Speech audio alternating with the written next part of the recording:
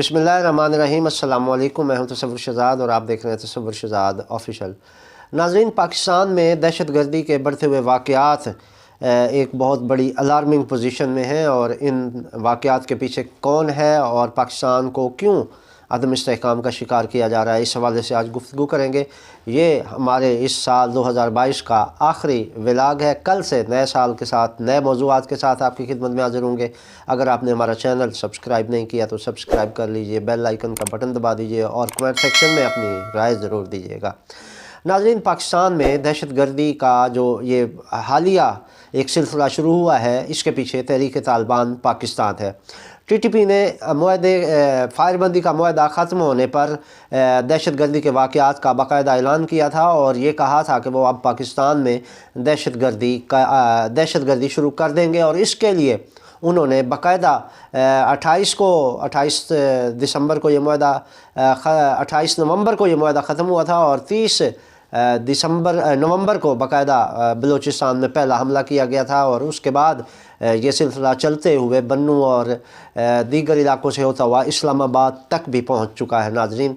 और अब सूरत हाल ये है कि हमारे सिक्योरिटी इदारे मुसलसल अलर्ट हैं और तालिबान की जानिब से किसी भी हमले के तोड़ के लिए हमेशा आमादा तैयार है।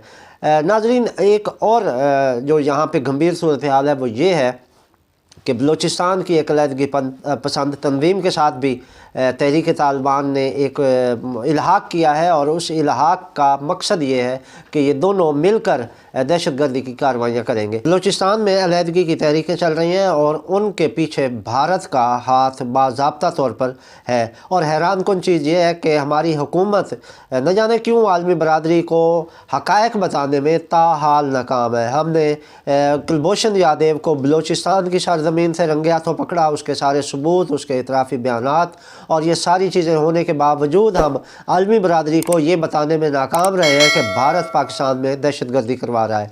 इस दहशत गर्दी में अकेला भारत नहीं है बल्कि उसके पीछे इसराइल और अमेरिका की भी उसे आशीर्वाद हासिल है, जिसकी बुनियाद पर पाकिस्तान में बदअमनी फैलाई जा रही है और मुख्तलिफ महाज खोल कर हुकूमत को और आवाम को परेशान किया जा रहा है। कभी सियासी बहरान पैदा किया जाता है तो कभी मजहबी बहरान, और अब जो दहशत गर्दी का इफरीत शुरू किया गया है इसके पीछे भी वही कुव्वतें हैं जो पाकिस्तान को मुस्तहकम नहीं चाहती। नाज़रीन, आलमी ताकतें नहीं चाहती कि पाकिस्तान में CPEC का मंसूबा कामयाब हो। यही वजह है कि इस मंसूबे के ख़िलाफ़ हमारे ही कुछ सियासतदानों को इस्तेमाल किया जा रहा है। बिल्कुल ऐसे ही जैसे कालाबाग डैम की तामीर में रुकावट डालने के लिए सिंध से कुछ पार्टियों को और कुछ लोगों को इस्तेमाल किया गया और उन्होंने बबांगे दोहल ये दावे किए कि कालाबाग डैम हमारी लाशों पर बनेगा। ऐन ही ऐसे ही कुछ ऐसे सियासतदान हैं जो खुलकर CPEC की मुखालफत तो नहीं कर सकते, लेकिन वो इस कोशिश में ज़रूर लगे हुए हैं कि ये CPEC का जो मंसूबा है इसको लपेट दिया जाए।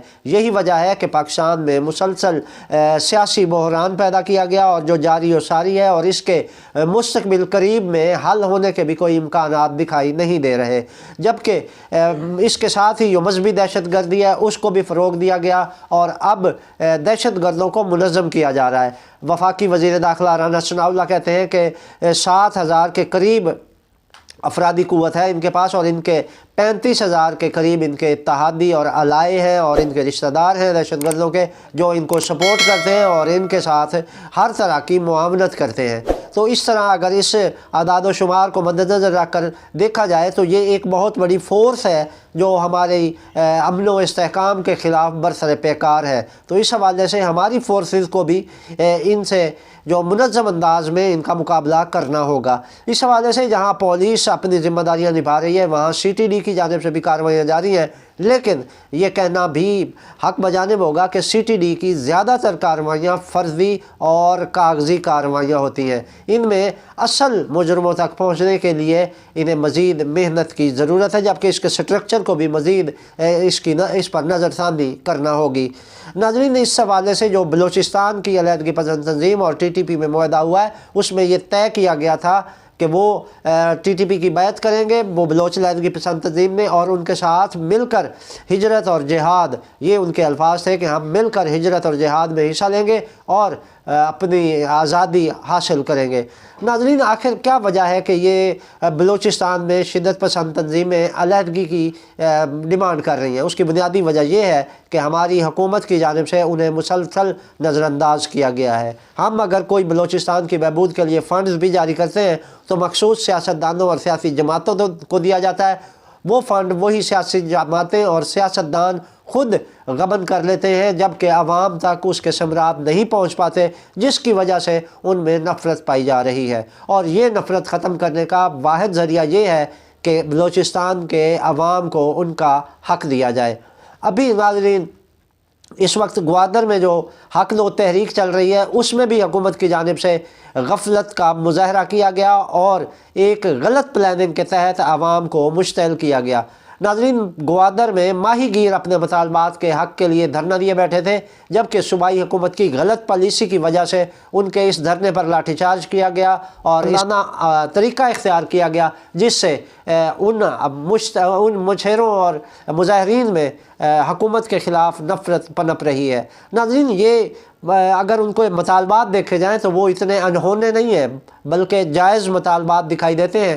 حکومت کو ان کی قیادت کے ساتھ مل بیٹھ کر یہ مسئلہ حل کرنا ہوگا، اس سے پہلے کہ وہ غیر ملکی قوتیں جو پاکستان میں عدم استحکام چاہتی ہیں وہ ان تک پہنچ جائیں اور ان کو اپنے مقاصد کے لیے استعمال کر لیں۔ حکومت کو ان سے مذاکرات کرنے میں دیر نہیں کرنی چاہیے۔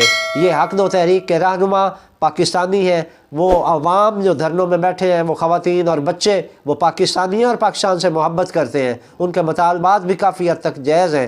تو حکومت اگر ملک میں دہشت گردی اور بد امنی پر قابو پانا چاہتی ہے تو اس سیاسی جنگ سے تھوڑا سا وقت نکال کر ان مظاہرین کا بھی مسئلہ سن لے اور ان کے مطالبات پر بھی غور کر لے۔ ہم وزیر اعظم شہباز شریف اور وزیر داخلہ سے یہی کہیں گے کہ یہ پاکستانی عوام ہے، ان کے مطالبات ضرور سننے چاہیے، اس سے ہی پاکستان میں امن قائم ہوگا۔ تصور شداد کو اجازت دیجیے، اللہ نگہبان۔